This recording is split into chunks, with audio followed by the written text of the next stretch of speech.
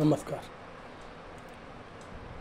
पिंजरा चित्रपटामधील एक असा प्रसंग आहे की पिंजरा विशांतराम दिग्दर्शित एक अत्यंत रेखला देखणा आणि संदेश देणारा असा चित्रपट जो सर्वांग सुंदर झाला. त्यातला हा प्रसंग पिंजरामधील असा प्रसंग आहे की पाटलाचा बाजीराव जे ज्येष्ठ अभिनेते माणिकराज झाले होते. माणिकराज एक अतिशय उमद आणि अभिनयाला असं तरल असं व्यक्तिमत्व होतं. ते सडेतोड अभिनय त्यांनी बाजीराव आपल्यासमोर उभा केले आणि ते त्यांची नजर महादा गवळी त्याच्या पत्नीवर असते.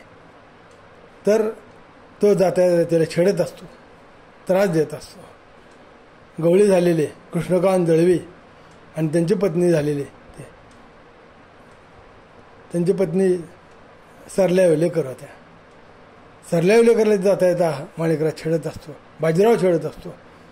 पण त्याच दिवशी नेमकं गुरुजी तिथं यायला आणि त्याने तो प्रसंग बघायला गाठ पडते. गुरुजी शेताजवळून जात असताना त्यांना तो प्रसंग दिसतो. ते जरा सांगतात, बाजीराव काय चाललंय, बाजूला हो, तिची वाट सोड. ते म्हणतात तरी हा उर्मठ गुरुजींना न मानणारा असा हा बाजीराव, पहिल्यापासून अरे रावी हेकेखोरपणा करणारा बाजीराव, उर्मट असा मस्तवाल बाजीराव त्यांना म्हणतो, गुरुजी आमचं खाजगी चाललेलं आहे, हे मध्ये पडायचं कारण नाही काय. बाजीराव पुन्हा एकदा सांगतो, तिची वाट सोड, बाजूला हो. गुरुजी म्हणतात तरी ऐकत नाही तो. बाजीराव पुन्हा एकदा सांगतो, तिची वाट सोड. होणार नाही. एक डाव नव 10 डाव जर सांगितलं तरी होणार नाही. काय करशीला. त्याच त्याच्या पुढे आलेल्या उजव्या गालावर ते खाडगण चापड मारतात. तसा धडपडत तो शेतातल्या डबक्यात तळ्यात पाण्यात पडतो. उठून त्यांच्या अंगावर एखादा काळ आल्यासारखा गुप्ती घेऊन असा येतो आणि त्या लक्षात येतं की ठीक आहे, बघून घेऊ.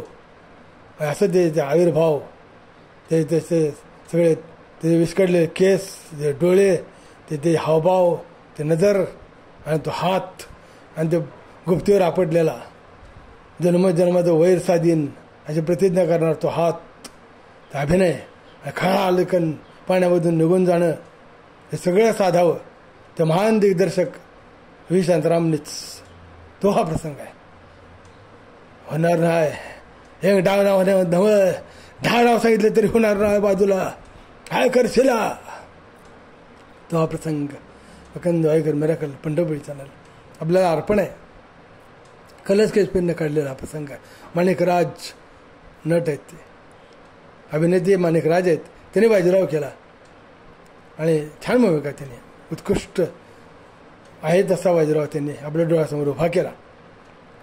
दुर्दैव त्यात आपल्यात नाही येत, पण त्यांची ती भूमिका आपल्या डोळ्यासमोर सदैव अखंड. जय रे, जय हिंद. 72 62 51 नंबर आहे माझा. मला फोन करत राहा. पिंजरासाठी तरी करा, माझ्यासाठी नको. जय हिंद.